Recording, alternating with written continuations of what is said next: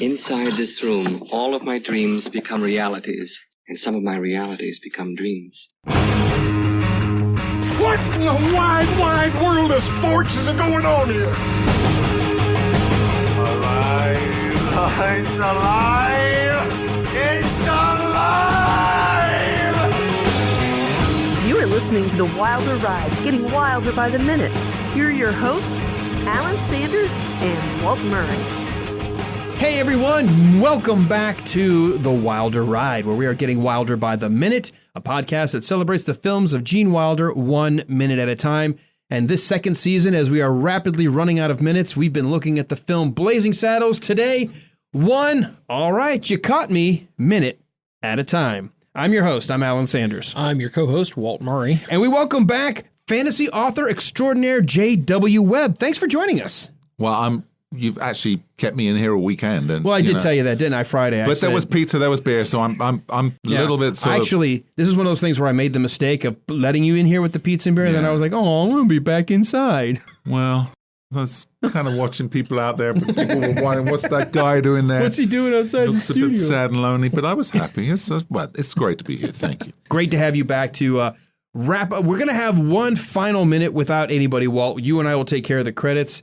And a special that we usually, we did it last season, so we'll do it this season. We've done it all 1 year that we've done this. Yeah. We repeat last year's finale. We're going to have several individuals come back and give us their thoughts as we close out the very, very last minute.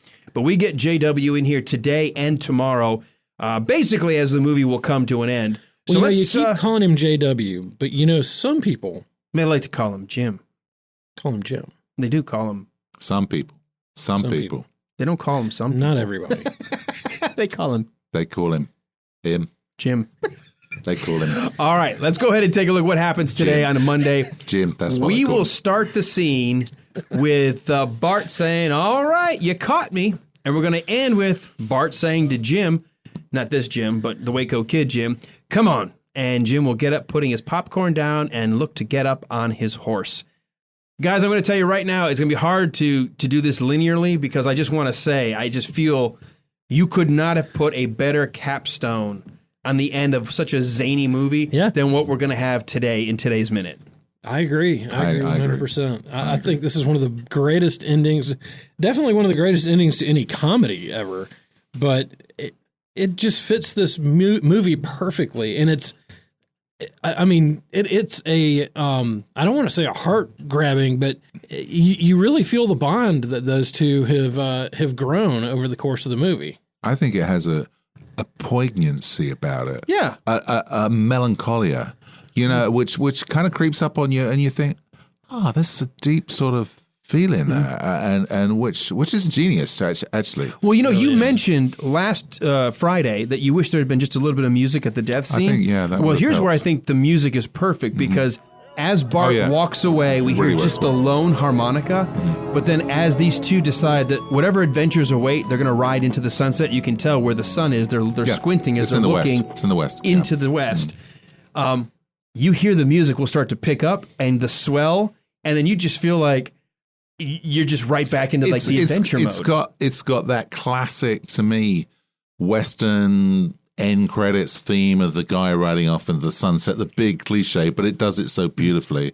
But it genuinely is like a little sad moment, which works fantastic. Because you don't really expect it. I think it's sad, but then at the very, and we'll get the rest of it tomorrow. And it's one of those weird, these 2 minutes really, I wish we could put them both back to back in one episode, but... Yeah. Because then as it swells, you start to feel like, I want to see what their next adventure is. Exactly. That there's a sense of, what are they going to do next? I mean, I said this before, Walt. To me, this is the original buddy cop formula. Well, it's like parting is such sweet sorrow, isn't it? Well, but then, It is. I don't know if you heard me say that earlier, JW, in terms of being an author and a writer and construction of plots. But, we grew up in the 80s with like your typical black and white pairings of the buddy cop movie. Mm-hmm. This is like, to me, the very first buddy cop. Mm-hmm. You've got two people, they're both from opposites. One's black, one's white. One was a drunk, one was a former railroad worker. And yet, once they come together, they're both good guys. They create a sense, the synthesis that they overcome everything. It's the yin yang thing. It's a perfect circle. They get it. They get the job done. They complete each other. You complete me. And I just had... Shut up. Just shut up. You had me at hello. In a very, very special kind of way. But no, I mean, for real, these guys, they really show... They do. They do. How... Whatever Bart was lacking what would the in his Waco life, Kid be like if he hadn't have met Bart? Exactly. He would still be. He'll still be having a sherbet. You know, he'd still be hitting the whiskey and sherbet. Yeah, sorry, that's Cockney rhyming slang for a bit of a drink. Yeah, a bit of a drink. Not that I would know anything about that. Yeah, not anything at all. But yeah, well, you said that too. You said in several of the minutes that we had it not been for Bart, where would the Waco Kid have been? He was ready to give up. He was ready to drink himself until he died. He had already given up. Yeah. He had capitulated. Mm-hmm. You know, I mean, first time they meet, he says, if you drink like that and you don't eat, you're going to die. And first thing he said is, when? When? It was both funny and talk about poignant. It was poignant because he was ready. Right. He didn't want to go on. The Waco Kid, he just lost his spunk or whatever. I think that's the thing more than anything going through the minute by minute is just seeing how Bart doesn't have to wear the hero, like he doesn't have to be the governor. He doesn't have to write hero across his back. He just is the good guy. He is the good guy. And it makes everybody better around him. He brings people up. Wait a minute. Are we supposed to get a message that the better we are, maybe we pull people up around us? Yes. No. What kind of nonsense is that? Bullshit. It baffles brains. Oh my God, did you say that? That's awesome. What kind of nonsense are we trying to peddle here on this podcast? I came here to get a little track laid. All right, well, let's go back into the minute and start off with, because at the very end of Friday, the entire crowd basically called him on his quote-unquote BS. He gave this wonderful, just great speech. And it was eloquently put, I thought. And they call him on it, which is great because it reminds us we're still in a comedy. Exactly. And he's like, all right, you caught me. Speak the plain truth. It's getting pretty damn dull around here. How cool is that? Yeah. That he's cleaned up all of the bad. He really and he has. feels like his talents are going to be best suited elsewhere, like the next, town that needs saving. Yeah. He's just going to keep doing it. Mm-hmm. He's going to ride across the whole West, and he's just going to clean up all these towns, and it's a calling. Okay, Friday, we talked about if we wanted to go back and tell the prequel stories of Headley, do we need any further adventures of Sheriff Bart and the Waco Kid? Well, if you're NBC, you think that we do. You could come up with a series. You could have a very failed comedy series that lasted about 2 episodes. But no, we don't. I mean, we know who he is. We know now who the Waco Kid is, and we've seen his restoration. We've seen the town go through their transformation. I think you're right. We are good. Besides, it's been done before. Yeah. It's been done before. Kane, a Chinese guy, walked across the desert for about 14 years. He used to arrive at places and do his little kung fu stuff, and everybody he raised a game because everybody was better after he left. Just a thin guy with a flute. He never ate anything, but he just he raised everybody's game. So you could say if Bart did the same thing, it would have been done by someone else. See, and to me, although as a kid I would have loved more adventures of Bart and the Waco Kid, I almost like it I do as an adult like it that all those adventures are whatever I want them to be in my head. The mystery's we don't there. need them. Exactly. That is you're absolutely right. The mystery is there, and I think that's one of the magic of reading is it leaves it leaves everything to your imagination. Like you visualize what this character looks like. Well, you can visualize what Bart's next adventure was. The Waco Kid. How did he become the Waco Kid? Where was he born? Waco? And at one time he was a kid. Well, I think that just goes back to Western, like Billy the Kid, and I think that was just sort of a trope that they wanted to work in there. But well, I think we see in some of the buddy cop type movies. The one that I'll use as an example is Lethal Weapon. Oh yeah, you had Lethal Weapon 1, which was awesome. Yeah, Lethal Weapon 2, went downhill. which was good. No, I thought I liked Lethal 2. Weapon, yeah, it was good. Yeah. I mean, it was a satisfying sequel. It was. Then you had Lethal Weapon 3, Which was the one that was bad? Because that would be Lethal Weapon 3. Okay. Which was the one with Rene Russo in it? That was Lethal Weapon 3. Yes. Okay. I mean, she came back in 4. And they brought in the Jet Kung Li. Fu. Jet Li. Right. Yeah, the fight scenes were good in that. You know, I don't have a problem with all 4 of them, but maybe it's because I love I don't think I like the second 80s one. kind of stories. I don't think I like the second one. With the South African tie-in where they were smuggling in Cougarans. When did Mady come in from The Godfather? Not The Godfather. Oh, that was in the second one? Yeah, the second one. It wasn't Godfather, it was Goodfellas. Yeah. And Casino. Yeah, okay. But the first one was awesome. The first one was just but I just felt incredible. Like by the third and fourth one, we know we kind of know the formula. We know what happens. That's how I feel about Rocky. I love 1 and 2 because they're almost like in the real world, but then I love 3 and 4 because it becomes a superhero movie. Yeah. It becomes a comic book. Well, he sort of molded into Rambo a bit too much anyway, didn't he? But then, you get to Creed and they figure out a way to kind of revive it. Well, that was Rocky Balboa that helped fix that. Right. Right. So, I don't have a problem with the Lethal Weapons. I get what you're saying. They're weaker in the sense we know them already, so how much more can we kind of discover? They're still good movies. But there were a lot of sequels in the 80s. There were a lot of movies that were a lot worse. Sure. Absolutely. Well, and if we didn't have Lethal Weapon 3 or 4, we don't really lose anything. No. Because we already know the story. We already know the characters. And if we just stopped after 2, even if we stopped after 1, we've still got a great story, great characters that, we're always going to remember. I think that if you had tried, well, particularly with this being a comedy, had you tried to move on to the next thing, I think it would have felt very worn out very fast. I think it's such it's an all-embracing movie that actually covers so much. I think a sequel, it would be such a challenge to make a sequel work because he really does. It's a classic start, middle, finish. He really does nail that. And I just don't see how you could pull it off. Right. I also think because what makes this movie so good is the fact that it is a satire and it really is about us and addressing a message. Yeah. What's going to be the next message? Or are you going to tell the same one again? And if you do, well, we've just seen it. Exactly. Why do we need it again? Exactly. I'll just rewind. I think it would just be a lukewarm version of the same thing. I just love the idea that it's a story that we could all in our heads imagine whatever adventures we want. Like when I was I said this, when I saw this movie, my friends and I, we would play Sheriff Bart and the Waco Kid, and we went on quote unquote kids' adventures, and we fought bad guys, and we fought dicks. You remember Richard Dix? Richard Dix, he came in here trying to take over the whole town a while back. Yeah, but you know what? Those were the adventures we had in our heads. Which is the whole thing, isn't it? It by one movie, it's created all these spin-offs that are actually in your head, and they're going to be much better than a staged second movie or third movie or whatever. I think that's the real magic of it. And what we have on the screen now was a very pointed attack on racism. So what do you do next? Do you pick something else, or do you keep going at racism?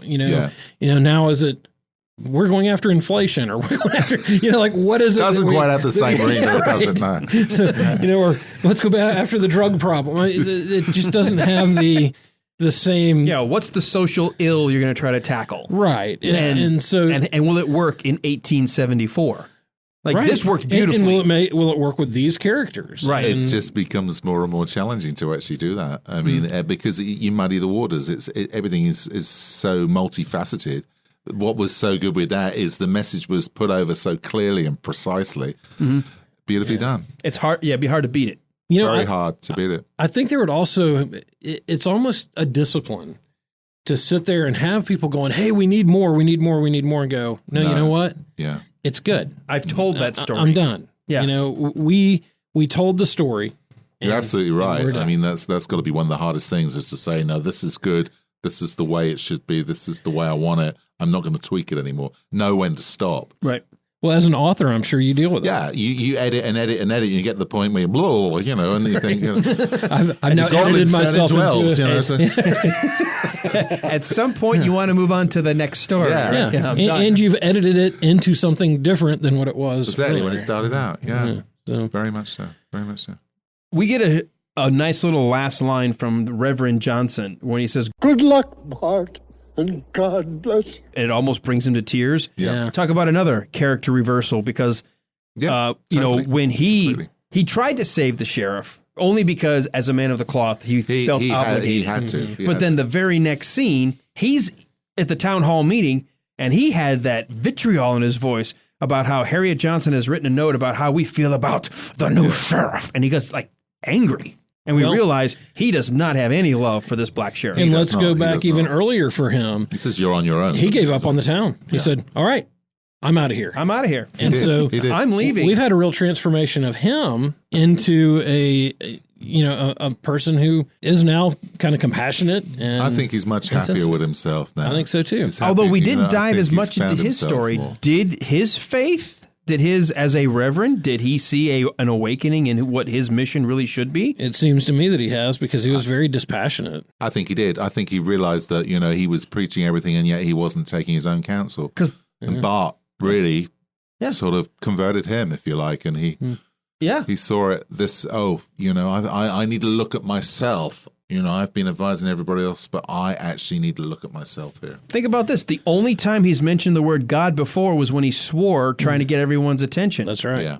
And now he's saying, God bless you, Bart. And now which is the appropriate use. He's heeding the words of that book that got shot out of his hand. And he's emotional because he's sorry to see Bart go, but he's also thinking, no, actually, I'm an all right guy. Because I didn't really like myself because I was kind of insincere. I was just doing the job because that's what I am. Well, but now even if he wasn't cognizant of not liking himself, I think he now has a recognition that he is now more than he was. Exactly. He's grown. Exactly. And sometimes when you realize, you don't realize what a shit you are until you grow. Well, that's more than I was a few years ago. Trying to become less than I am. Yeah, I got to be careful not to get between you two guys in the doorway. There'd be no more me. Him's a little fella. Weird Al going like stuck up inside of somebody's like belt loop or something. Better than the crack of someone's ass, I'll tell you that. Shaking something off my shoe. Oh, what is that? That's some Alan.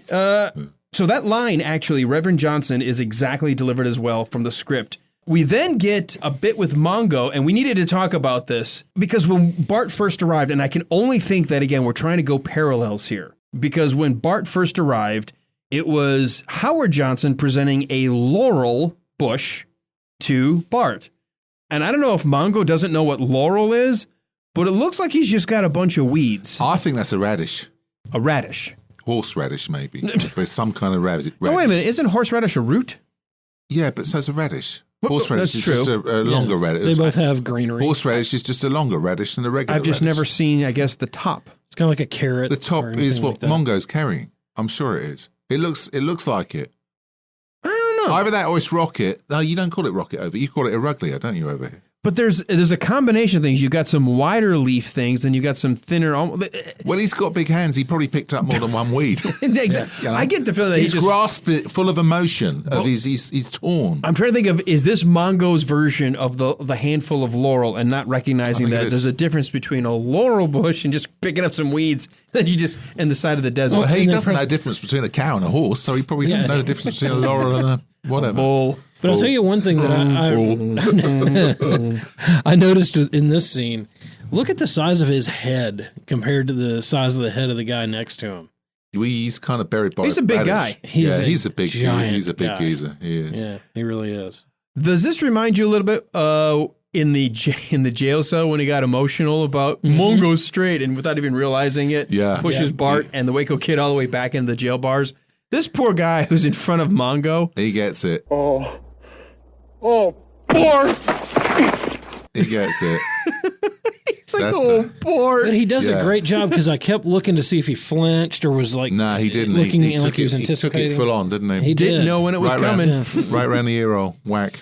Beauty. Bam. I still laugh every time Mongo does something like that. It's just, so Mongo. Yep.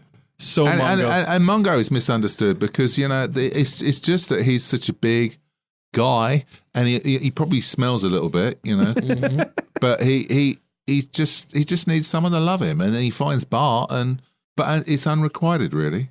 Yeah. So it's kind of sad. I think Mongo is another character that could have a whole spin-off, at least in your mind, anyway. Yeah. Mm-hmm. Well, and you kind of get the sense that he's now a part of the town. Exactly. And they really see him as an equal. They understand him. He needs to break furniture a bit. He needs to vent out, but, Well, this is a very inclusive town now. That's right. Everyone's, Everyone's equal in their eye. And I think it's probably the best town in the whole United States back then. Or That's why the governor's there. Yeah.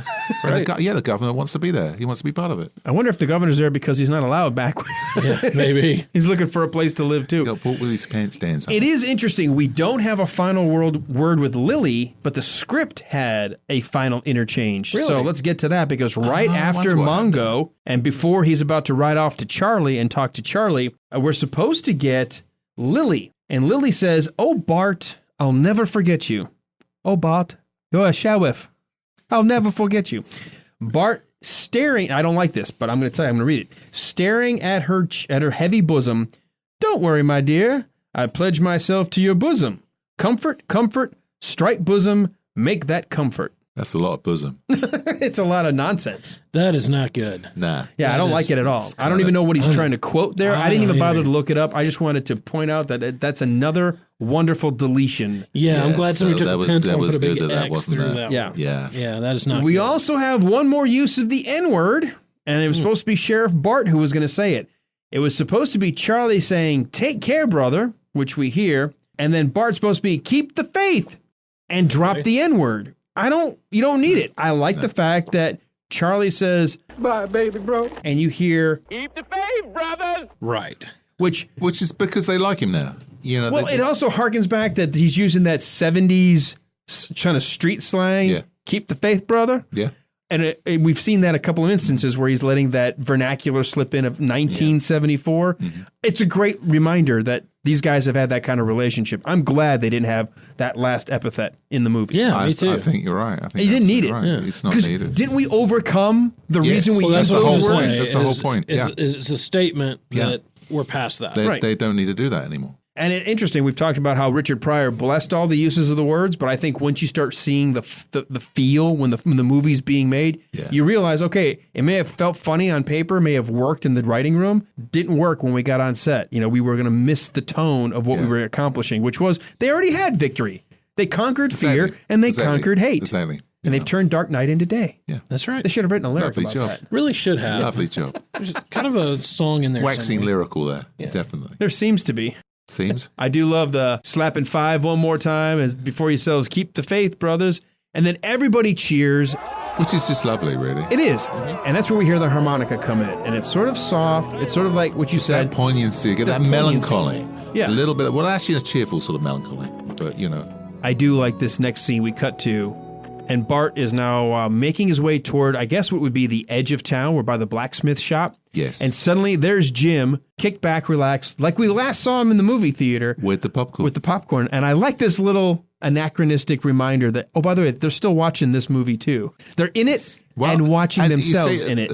The Waco Kid is no longer got a whiskey bottle in it. I was going to say the exact same thing. Yeah. I was going to say he's moved on. I mean, he's back to trigger happy Denny. You know, he's got it there. And he's happy. I mean, he's basking in the sun, relaxed, kick back, he's enjoying life.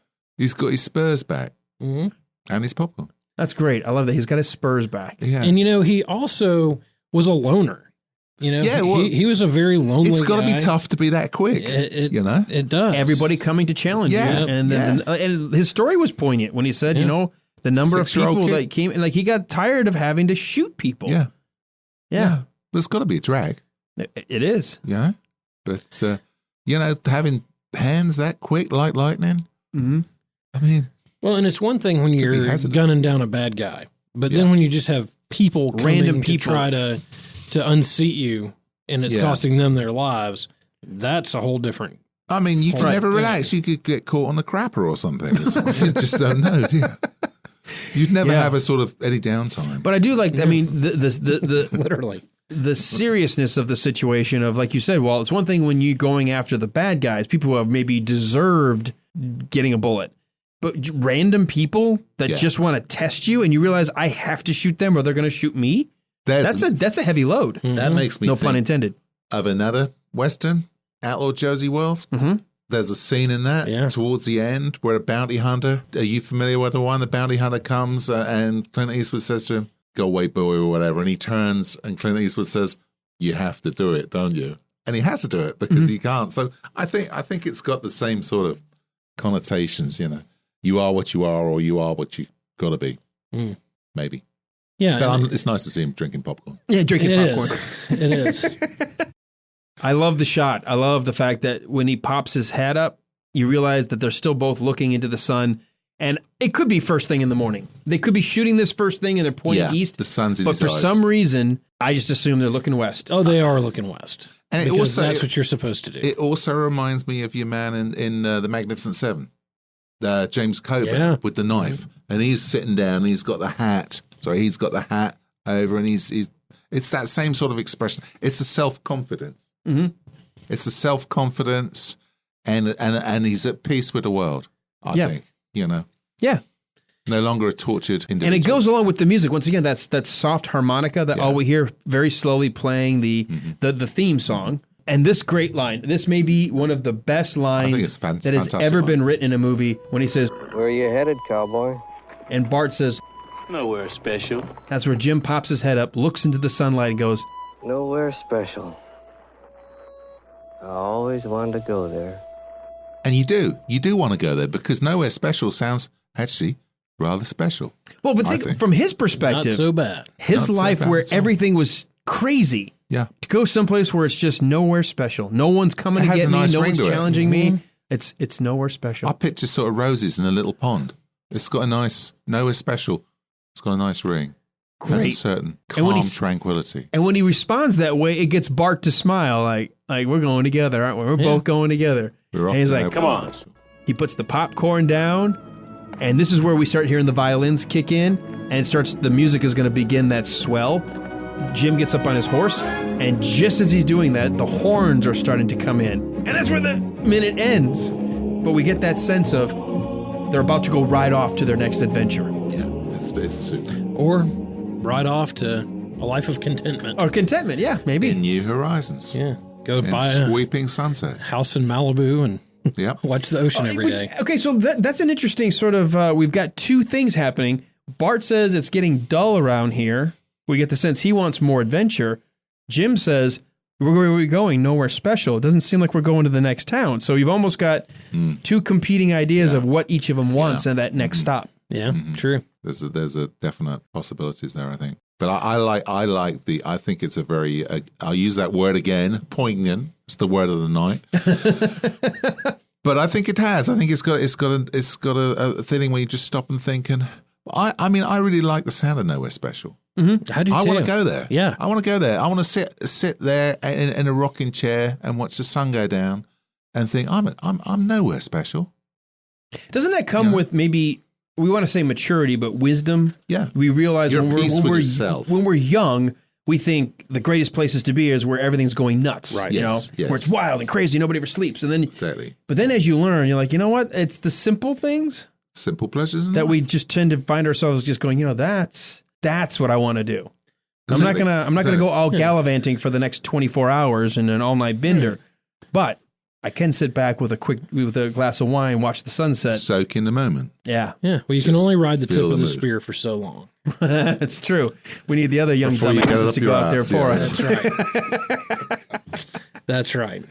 You know, Walt, I know we're closing in on this, and we've only got a couple more minutes left. I've loved that almost every episode in these 90 plus that we've done now, we always have a moment of either analysis or deep thinking or relevance to what's going on culturally, and yet we're doing Blazing Saddles, and some people dismiss it as a silly comedy. But, there are other movies that we could have done that are really good comedies. You really get good laughs out of it. But I was thinking, like, if you do Tommy Boy, a great, hilarious movie. I mean, there's some great...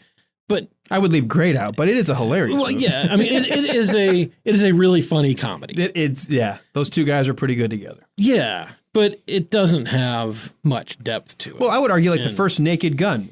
That's pretty much nonstop jokes. Yeah. There's stuff to laugh at every scene. Mm-hmm. That's right. But it's not this. It's not this. It doesn't have the level of this, doesn't have the weight of this. I don't even know. It may have the rewatchability because the jokes are pretty good.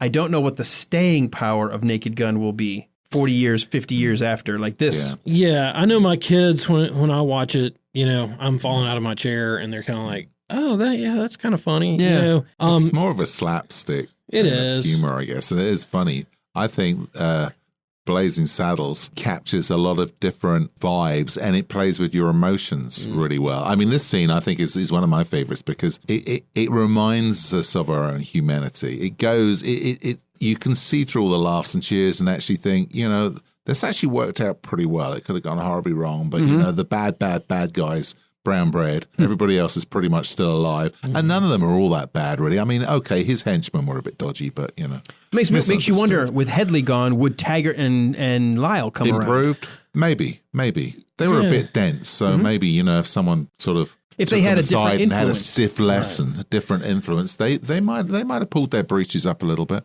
On the other hand. Yeah, well, maybe. And they've been defeated too. And they've been defeated they took a loss here, and their boss is gone. So I kind of think that they're going to fall in with whatever boss comes along next. So if they had a good boss, they could improve. Yeah. It is interesting that Mel Brooks chooses to not bring a single one of anybody that was on the railroad back. The overseers, none of the folks that were on horseback, none of the folks that were part of Taggart's group. None of them come back. The only person that made the transition was Mongo. Exactly. I mean, Lily von Stupp wasn't a worker, but she was a tool of his. But she's with them. Well, and Mongo the same way. Yeah. You know, Mongo was a tool. He wasn't someone who had made volitional choices to be a bad guy. Mongo was Mongo. He's only a pawn in Game of Life. Yeah, absolutely. Just a pawn. Just a pawn. And the first time somebody defeats him and then treats him with any respect, you know, then he turns out to be a decent sort of misunderstood individual. Much like Frankenstein's monster. Just exactly, you know. That's right. Just a big beast. All right. So as we got one more minute of this exiting before we get to the credits. I'll go to JW first. Jim, anything else in this minute you want to talk about? Anything you want to go back and reflect over in this minute? Well, I think, as I say, I think this is one of my favorites, perhaps my favorite minutes in the whole movie because it's coming right at the end of the movie anyway, and there's a lot of good stuff has happened, and Bart feels pleased with himself. Everybody loves him now. They know he's an all-round good guy, and you feel the warmth of the companionship between him and the Waco Kid. They've been through things. They've the Waco Kid's sort of his own character out, and the town's happy. They've done a good job, and they're going to ride off into the sunset and have adventures, or maybe they're going to go to Nowhere Special and not have adventures. Whatever, It's going to be cool. It's going to be great. I think it's got a warm glow. I think it's a good minute. Mm-hmm. Yeah, one of my faves. Walt, any last thoughts on this minute? On this minute, I just continue to really love that friendship between these two guys, and I think that what Bart has done for the town is awesome, but I think that what he's done for the Waco Kid is really incredible because he saved him. I mean, the townspeople would have gone other places and found another place to live and other things to do, but Jim was on his way out. You know, I mean, he was just a stone alcoholic. He was done. Right. And Bart really saved his life. So but he's also codified the town. You know, they're going to work together, and so it really does give you that sense of hope that, you know, like you said earlier, Jim, or JW, that both work. Somebody calls me Jim. JW Jim.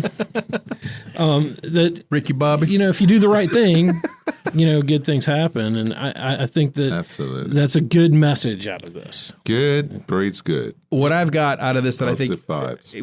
we need to walk away with as individuals is Bart affected individual people, and we got a couple of those individual stories. We got the Waco Kid, we got Lily von Stupp, we got Mongo. So we had those individual stories and how one person can affect another person directly. Mm-hmm. But then we pull back and we see how that chain reaction also can affect the community. That's right. And it really helps the entire town. We didn't have to see him raises the bar for everyone. Yeah. And I like that message that says you don't have to go out there and save everybody, quote unquote.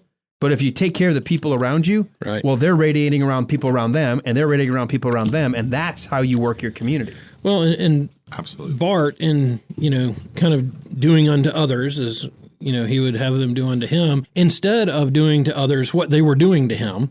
He rose above it, He rose above it. And you see Mongo come along, and you see eventually the townspeople come along. And everybody's happier for it. Yeah. That's There's definitely a karmic undertone as well. Yeah, there's a very karmic undertone. Where, very karmic undertone. What would you say, Friday? Yang. Yeah, with the yin yang, but the Water Babies book about the Water Babies, Charles Kingsley. What you reap to others will happen to you. Done by as you did was the unpleasant one. She was super scary, actually.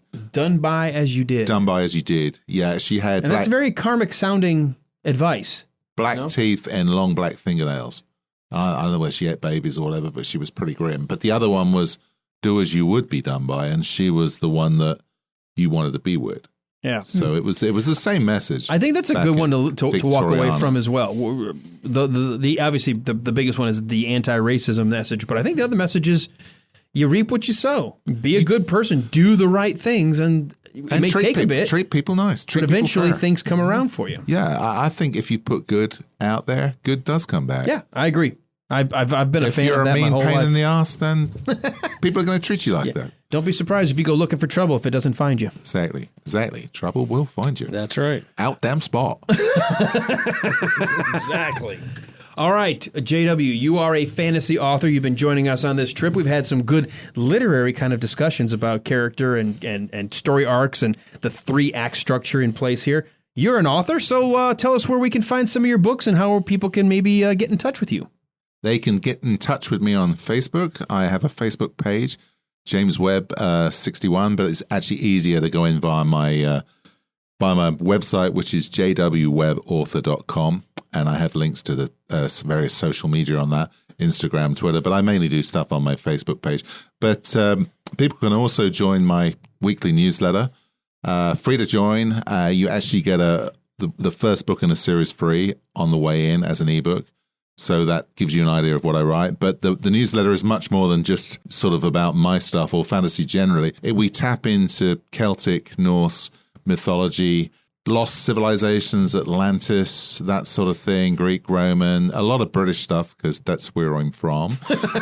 Wait, is that what that accent is? That's where I'm from. I thought you were from Alabama. I was thinking, well, I am actually from Alabama. I tell people that in Cartersville all the time, and people look at me like, you don't look like you're from Alabama. I said, well, but why would you think that, man?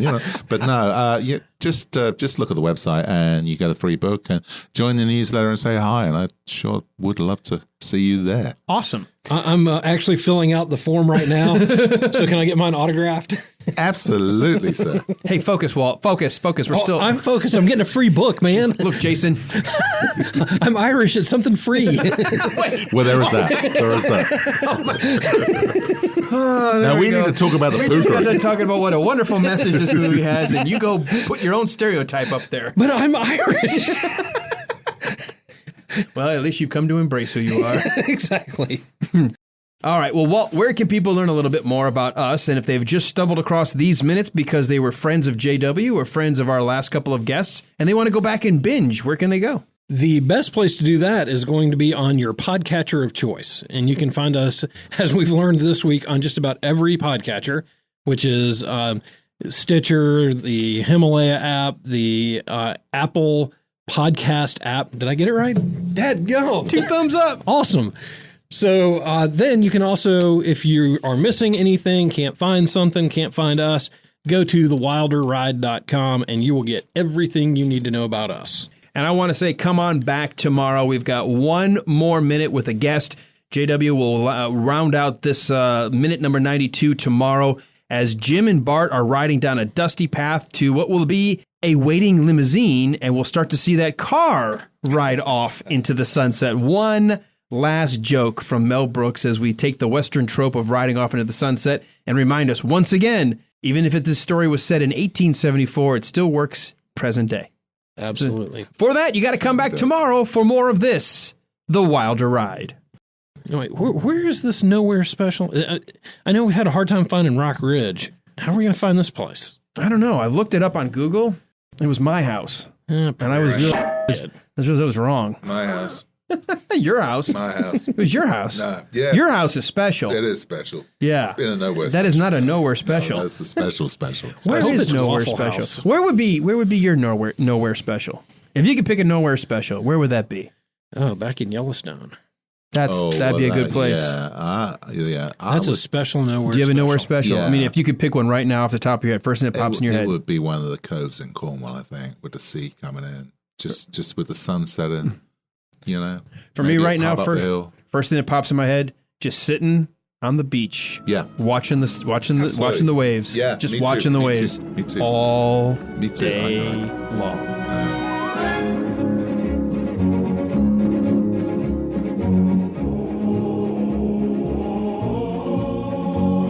I don't know where we would get it from in the desert, but oh wait, we gotta wait on train. Good point. So, and this guy's about to get hit. He's about to get hit.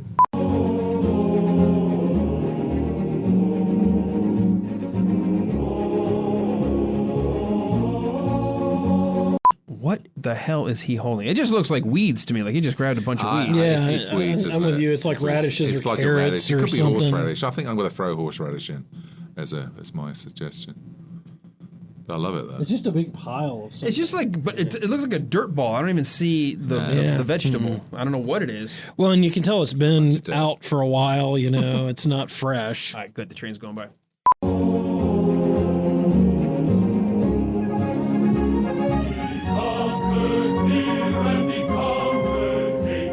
Well, prairie shit. Now prairie shit.